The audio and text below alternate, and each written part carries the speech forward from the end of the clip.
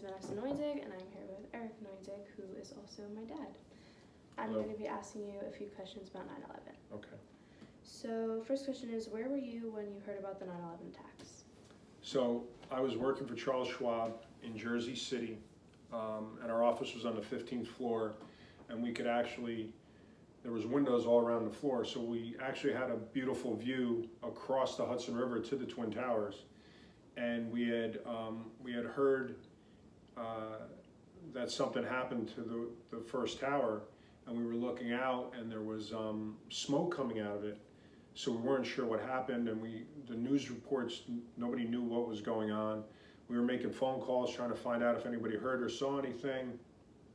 There was a rumor that someone flew a Cessna into the tower. A Cessna is a little kind of small plane, but we never got any feedback or reports of exactly what happened. And then all of a sudden, on my right, we could see all the way down to Jersey City. And my boss taps me on the shoulder and says, "What is that?" And as he said that, a plane flew by our window, and we watched it go past our building, go across the Hudson River, and turn into the World Trade Center and explode. And at that point, my boss said, "Let's get the heck out of here." And we went straight to the elevator, got downstairs, got into his car, and we were going to his house, and he lived in Staten Island. So we were flying through Jersey City, and we got to the Bayonne Bridge, and by that time, they had already stopped all traffic going into New York City. So we were the first car that got stopped, and then we just waited in the car, and we were listening to the radio, hoping that we would be able to go to his house, because his family was there, and kept listening to the radio, and we heard reports of what they thought it was, and we were under attack.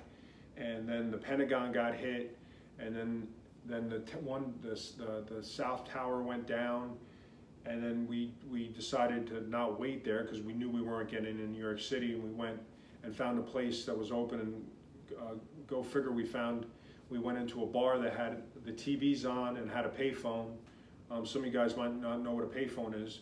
But cell service was down, so we couldn't call anybody, so we used the payphone, and we made a few phone calls to family members to let them know we're okay and see if they heard anything.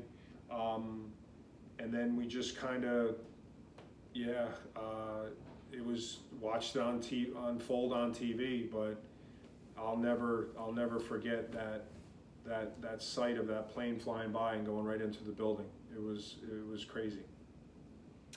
And next question, what went through your mind during that?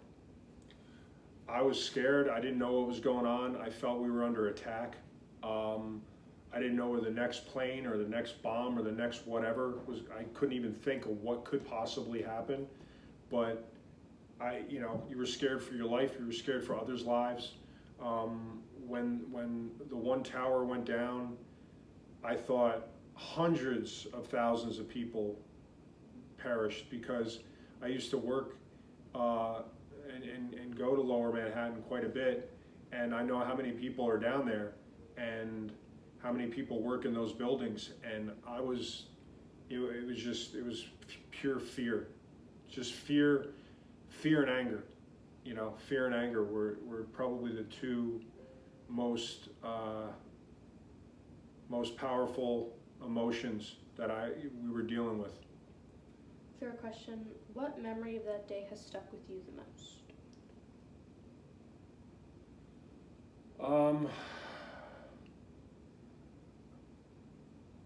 Well, for a long time, whenever I saw a low-flying plane, and we get a lot over our house actually, because we're in a direct line to Newark, I would always see that image of the plane going into a building. So that's probably most. The other memory is America and Americans coming together, because we were attacked as a country. Our freedoms were attacked. Our lifestyle was attacked. And we all agreed that we are Americans, and we're stronger together. And we really came together for quite a few years. So those are probably the two most memorable things that kind of stuck with me for the longest. Fourth question, how has the world changed as a result of 9/11? Well, I might be here for a while, but because of 9/11, for a while, we as Americans were much more vigilant on paying attention to our surroundings, not taking things for granted, keeping our eyes and ears open, understanding that there are people out there who don't like our way of life and want to do harm to us. I think a lot of that has faded over the last, I would say probably 10 years-ish, because of, as time goes by, people forget. And, I hope and pray that you all never have to experience anything like that, but never forget that it did happen, and study your history, and remember that there are people who don't agree with the way we live life. So cherish the freedoms and liberties that we have and protect them. Because if you don't and we don't, they can be taken from us.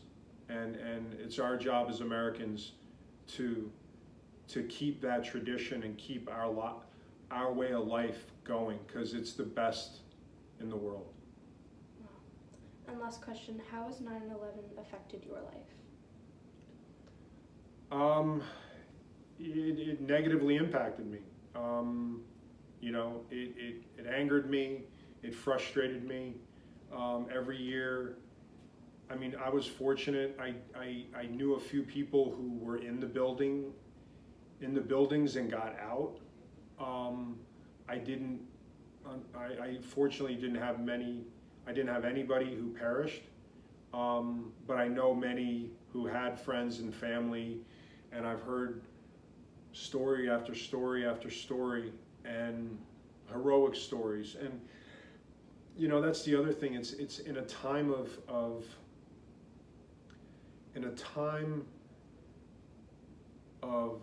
really, when something crazy like that happens, the heroism of people who put their lives at risk to save others really shows the true spirit of who we are as a people. And we come together. They're the heroes who ran up those stairs knowing that, not even knowing, they couldn't care. They didn't care that they're putting their lives at risk. Their job and their mission was to save people's lives. And doing that, just makes you say, you know what? If I can do a little bit to help somebody, no matter what it is, it can help the world be better. And I kind of lost my track of thought right now, because I'm trying to think of all these different feelings from then. And obviously, we just had the 20th anniversary of it, and still hearing those names, and there's children who never got to meet their mom or dad, and it's just be thankful for what you got, and be grateful for it, and never forget.